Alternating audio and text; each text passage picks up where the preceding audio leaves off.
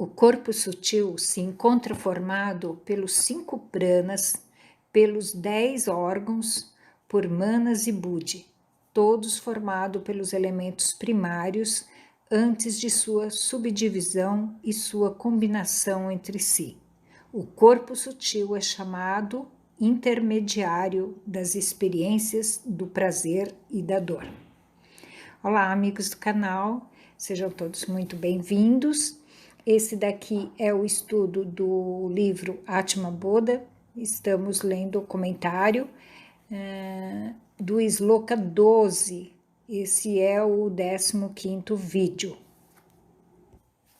Sankara propõe a divisão dos elementos em 3 grandes categorias: causal, sutil e densa. Mas na hora de configurar uma cosmologia mais refinada, aceita e integra uma visão que determina todas as diferentes categorias de manifestação das substâncias ou táttvas com as quais o universo se constrói e se desenvolve. Estabelece-se assim, como indica a Sloka, que o corpo sutil está constituído por 17 categorias ou táttvas. Destas 17 categorias, existem 5 delas que formam o corpo prânico. O corpo prânico é um duplo do corpo físico, ou seja, um sistema que contém uma imagem de todos os órgãos físicos. Devido a isto, geralmente denomina-se a ele de duplo etérico. Sua estrutura irradia uma luminosidade que, visto por um olho sensível, identifica graduações do branco ao azul. Além disso, o corpo prânico se sobressai uns 10 a 15 centímetros do corpo físico. Após a morte, o corpo físico se desprende do corpo prânico, desfazendo a coesão da matéria densa e levando o corpo físico do falecido à decomposição. Enquanto se mantém a vida no corpo físico, o corpo prânico favorece a seleção celular, permitindo que cada célula atue em um nível de especialização que o prana possui como programação. Normalmente, o corpo prânico é estudado sob 5 funções, em concordância com o predomínio de cada um dos 5 elementos sutis. Ou seja, o primeiro elemento, prana, denomina-se assim a primeira função que absorve o prana proveniente da luz solar e lunar e distribui por todo o corpo. Tal como o coração bombeia o sangue, enquanto que o prana circula pelos nervos sutis, ou nadis, o sangue circula pelas artérias. O prana é uma energia portadora de rajas, atividade, cujo veículo fisiológico fundamental é o sangue, sendo este o canal material portador de oxigênio. O prana normalmente ele se absorve através dos alimentos, da respiração ou com contato com a radiação solar. Qualquer dessas 3 fontes é portadora de vida, razão pela qual os yogis adestrados são capazes de viver com apenas um pouco de água ou inclusive manter o corpo físico com apenas a respiração. O segundo elemento, o apana, esta função do corpo prânico está associada aos processos de excreção e desintoxicação do organismo. Movimentos peristaltíticos dos intestinos, formação do bolo fecal, atividades e movimentos dos rins e bexiga, movimento da urina e atividade das glândulas sudoríparas, entre outros. O terceiro elemento, viana. Essa terceira função é multidirecional, pois está associada ao movimento de fluidos no corpo. É encarregada pelo fluxo sanguíneo na rede de artérias, veias e capilares, do movimento da linfa e da bilis. Todo fluxo de atividade no corpo físico difere ao dos pranas prévios e é de responsabilidade de Viana. 4. O Dana. Este prana se associa aos processos de nascimento e morte. É o encarregado de colocar em movimento, através de um primeiro impulso elétrico, o coração da criança recém-nascida.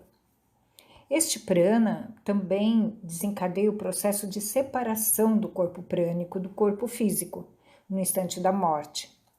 Normalmente, no instante da morte, o resto do corpo sutil sai através da garganta e se põe em contato com as regiões sutis, que por associação possui a mente. Por isso, ao morrer, geralmente fala-se do último suspiro ou o último alento. Também o Dana rege a atividade eletromagnética que atua no corpo físico. Os 5 elementos, Samana. Esta função está relacionada com os processos de absorção de alimentos e os seguintes mecanismos de metabolização, crescimento, estruturação proteica e demais que operam no corpo físico. Por sua vez, o prana, ele possui contrapartes sutis que incidem sobre a mente, induzindo a não atividade sobre ela. E por essa razão que um dos mecanismos de aquentamento da mente se dá com o adequado controle dos ritmos respiratórios.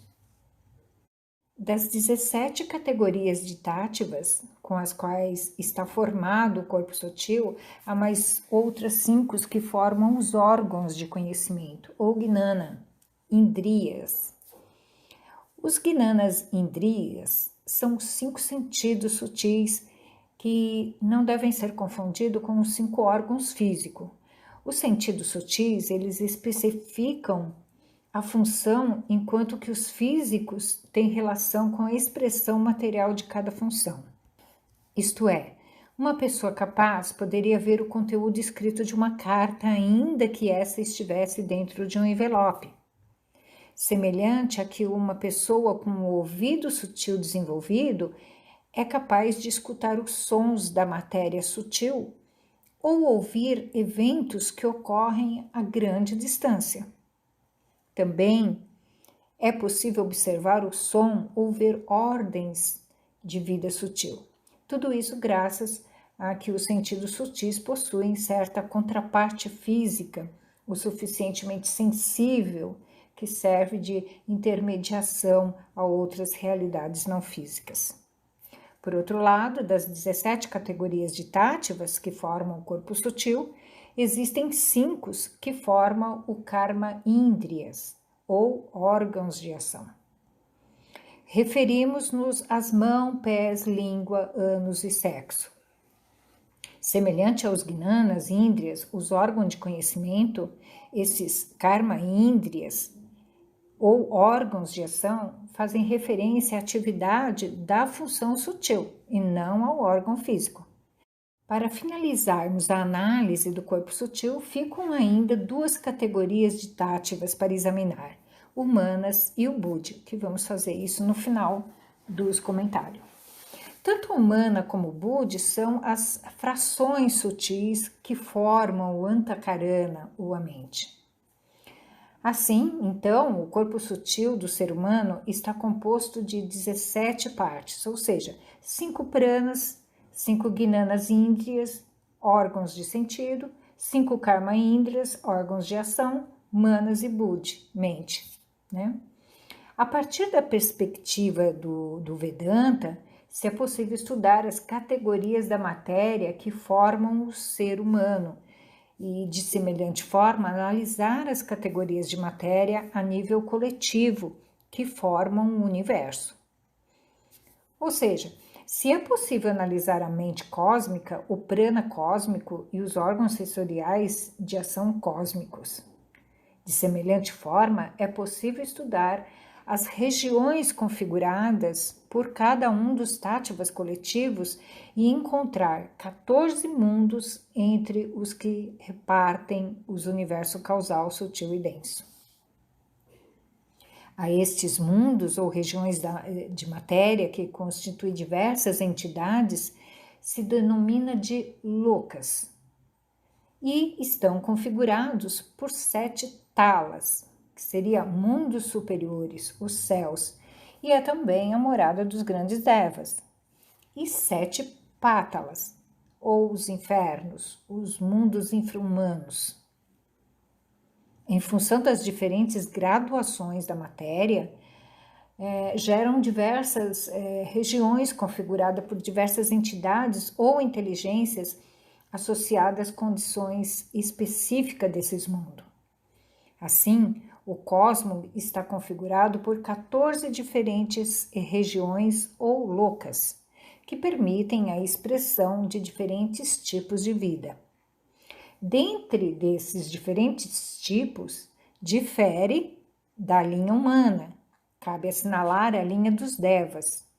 Os devas são inteligências diretoras compostas essencialmente de Tattva sutil e o prana, e cuja função tem como raiz em manter a ordem e de servir como inteligência governadora as inúmeras ordens de vida que se desenvolvem no universo a partir dos mais altos níveis sáttvicos até os mais baixos e tamásicos. São as entidades que possuem como fim a criação e promoção da vida através do estabelecimento de funções e órgãos que se ajustam às necessidades que para o Paradharma se requerem nos mundos existentes, humanos e não humanos.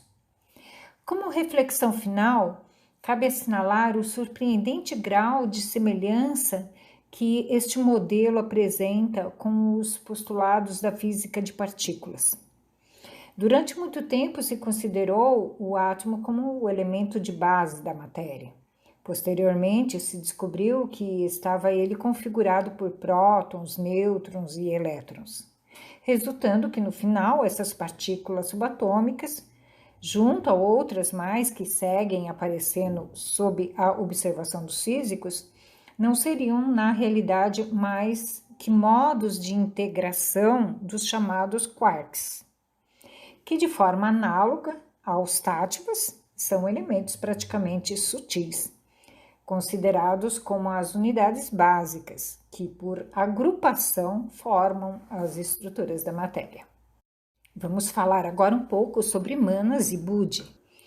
O alimento de manas é os diversos sentimentos, emoções, pensamentos, que nasce pela intervenção e combinação das 4 atividades básicas mentais, chamadas de buddhi, intelecto, manas, raciocínio, ahankara, individualidade e chitta, matéria mental ou memória. As atividades mentais são infinitas, devido à união e à preponderância das gunas. Embora as características e qualidades sejam comuns do ser humano, elas também são distintas em cada jiva. Ou seja, cada um possui a sua particularidade própria. E como diz o autor do livro, a mente é um órgão que possui a função de detectar, processar, fixar e sintetizar informações conhecidas. A mente é um órgão que reconhece as informações graças à sua matéria, da qual é constituído, que serve de reflexo para a luz da consciência. A mente que possui uma composição mais elevada, mais sutil ou sátvica, é a que chamamos de buddhi. Buddhi possui a capacidade de criar o brilho do saber. É a atividade de buddhi como intelecto que aloja a consciência, oferecendo um reflexo consciente. Buddhi é o órgão que assenta a consciência refletida ou individual. Não é inteligente por si mesmo, mas é o assento da inteligência que permite reconhecer os objetos e as experiências. E quando esse reconhecimento se dá, não é diferente do ato de conhecer com aquele que reconhece. A percepção resulta experiência não dual ou consciência não dual. Mas devido aos outros componentes da matéria rajásica e tamásica, acaba refletindo apenas a sombra da consciência em forma individual. Ou seja, reflete apenas a parte do seu brilho primordial em forma de consciência pessoal. Esse foi o estudo do Sloka 12. No próximo vídeo, será o 16º vídeo, estudaremos a Sloka 13. Compartilhe um vídeo se você gostou, convide seus amigos a conhecer o canal e bons estudos a todos. Gratidão, namastê!